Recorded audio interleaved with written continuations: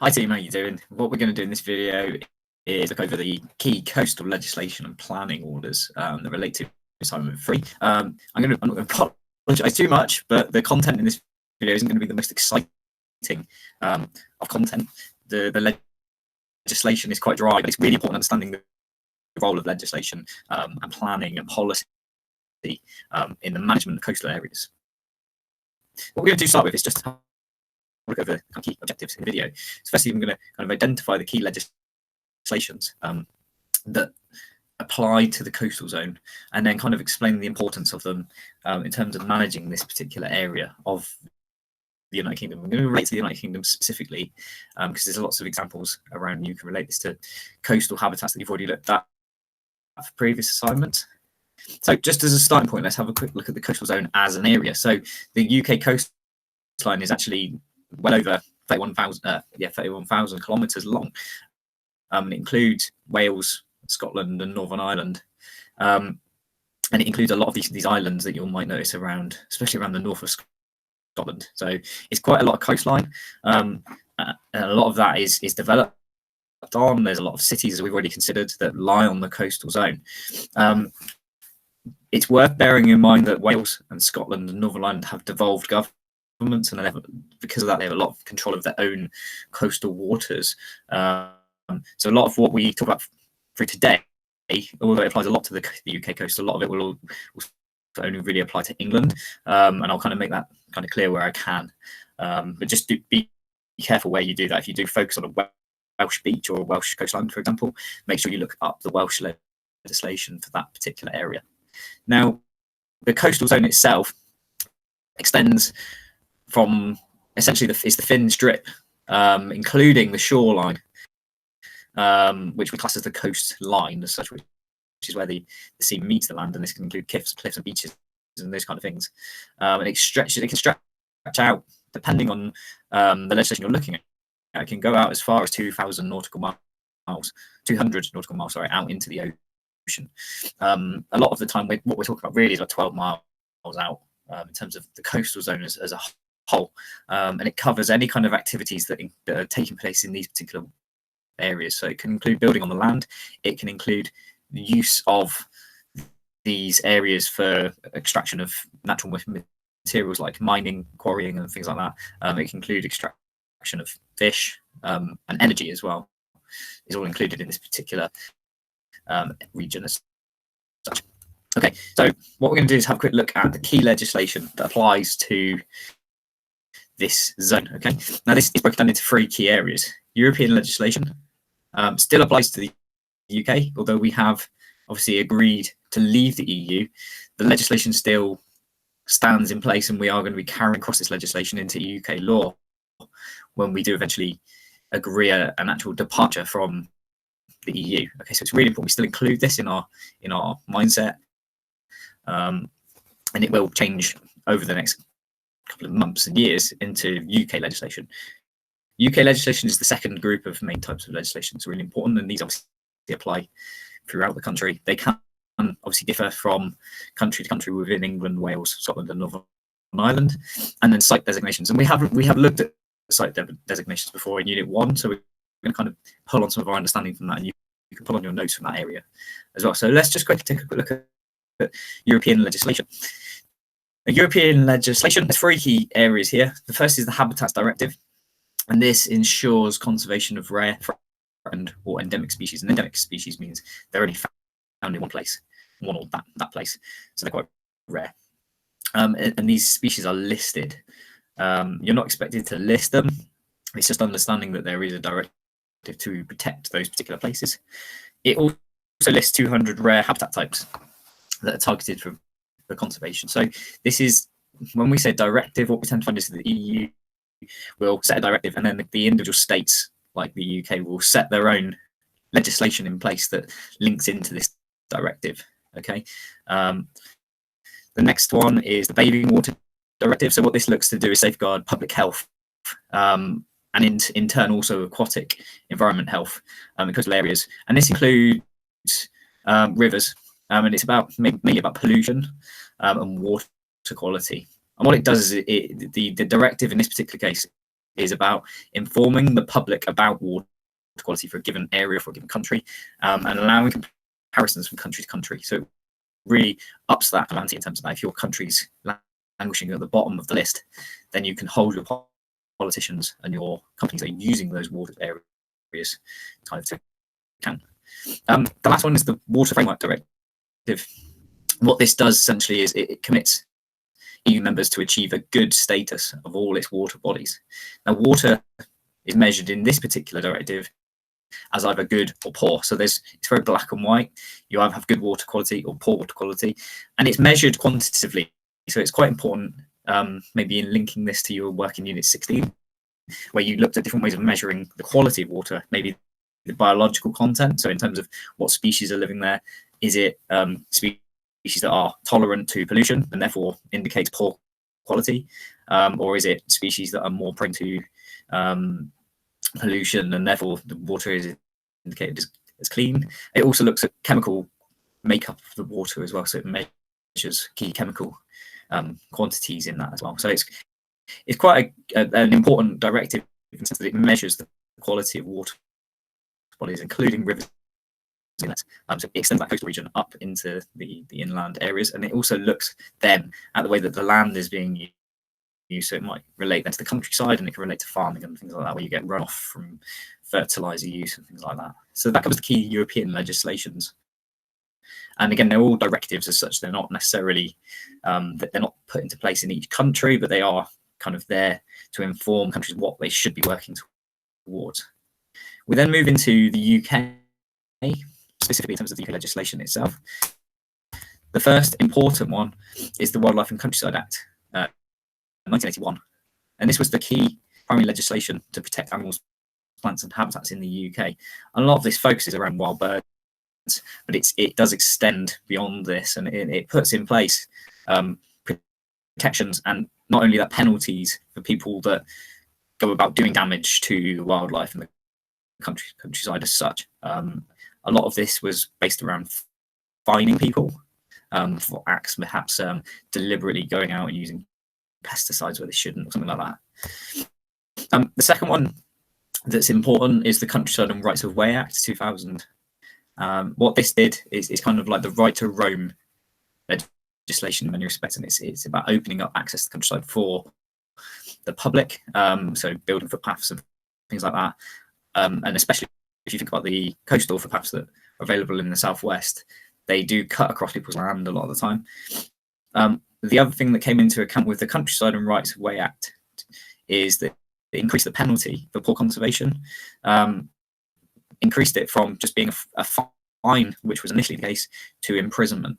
So it actually started to hold people to account who were damaging the countryside, and this includes the coastal areas. If you think about how much of our countryside is in contact with the coastline, it really is important, and it covers reckless and intentional acts. So again, this could be maybe landowners using chemicals on their land that they shouldn't be, and that would be classed perhaps as a reckless and intentional act, and they could go to prison for that under this particular legislation.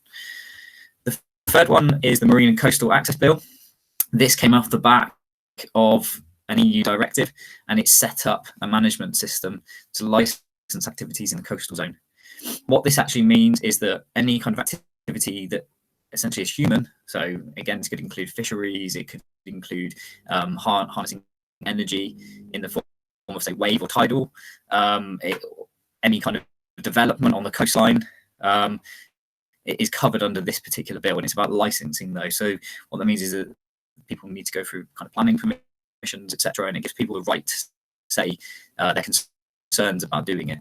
It also allows a designation of conservation zones, which we're going to talk about shortly, and it also covered something called an exclusive economic zone, and this is covered in this particular image here. So the blue waters with the black line around it, around the UK, this is the exclusive economic zone of the UK, and these are the waters that essentially we manage. We manage these, and we have exclusive rights to any of the resources in this particular area. So that fish, or ways of harnessing energy. We have one of the largest exclusive economic zones in the world. It's one of the it's certainly one of the biggest, and if you compare it to some of the others around it,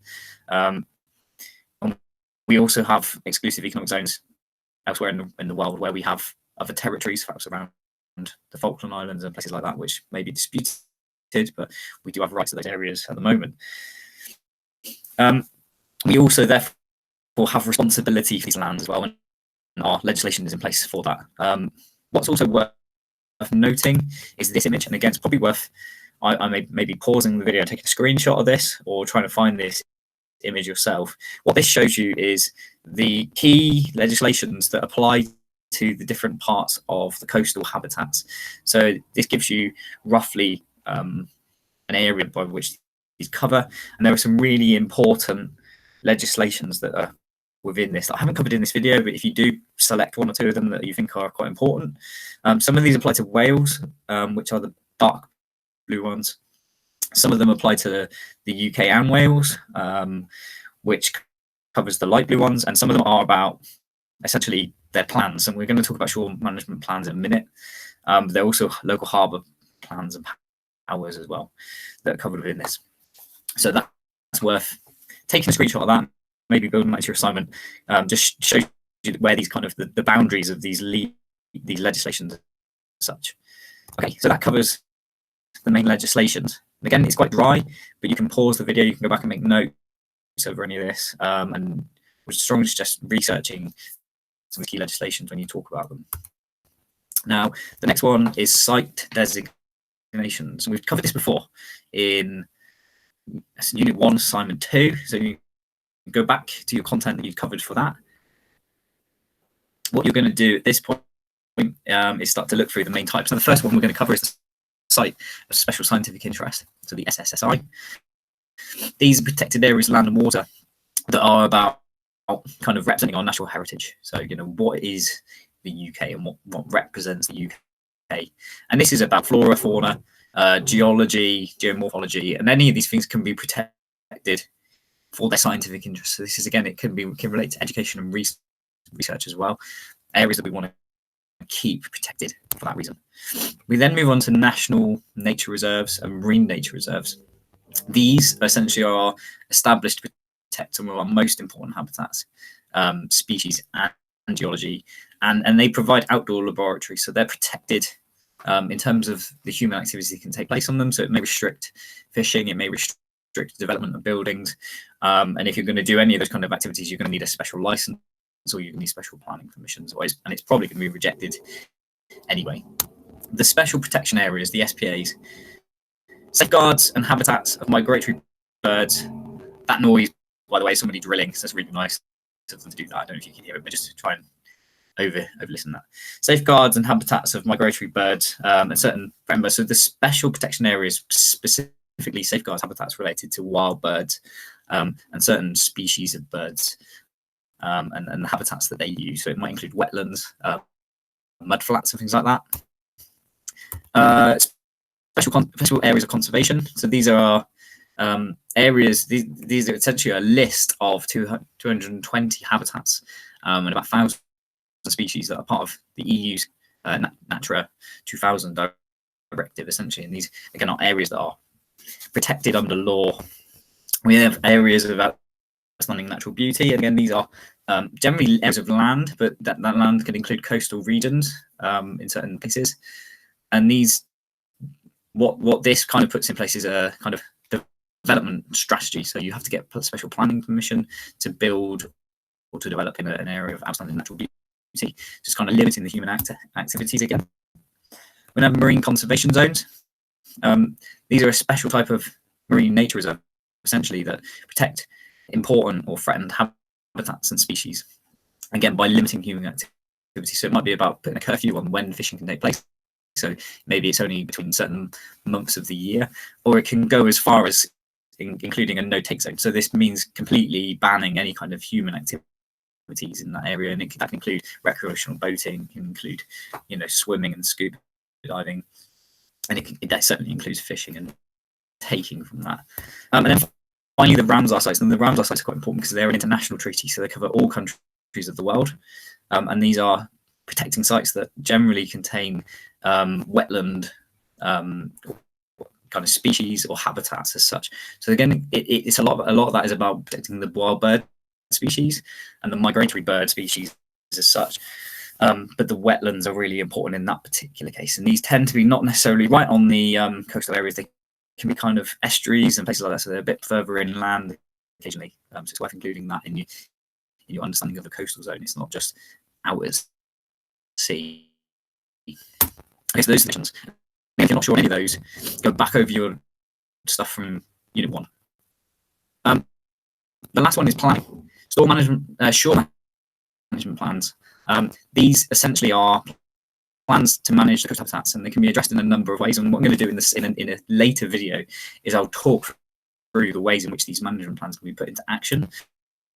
But generally speaking, coastal management can be addressed in a number of ways. First, as we've seen, is legislation and policy. That's good on a big scale, and it does impose penalties for people that break the law, and that's good, but it's quite costly, it's quite levy, and it's not always easy to police that. Another method is hard engineering, which we're going to talk about again in another video. We'll cover that today because it's a lot to cover. We've already covered quite a lot in this video. Another, again, link to that is soft engineering, and again, we'll talk about that in another video. And the other option is to have no active intervention at all. Now, shore management plans themselves, generally speaking,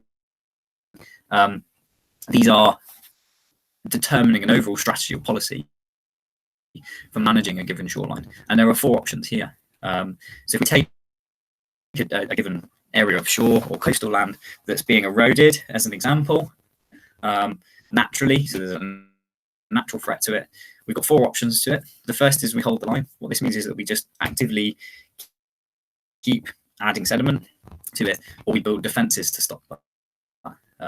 But we keep the line exactly where it is. That's the line being the high water line.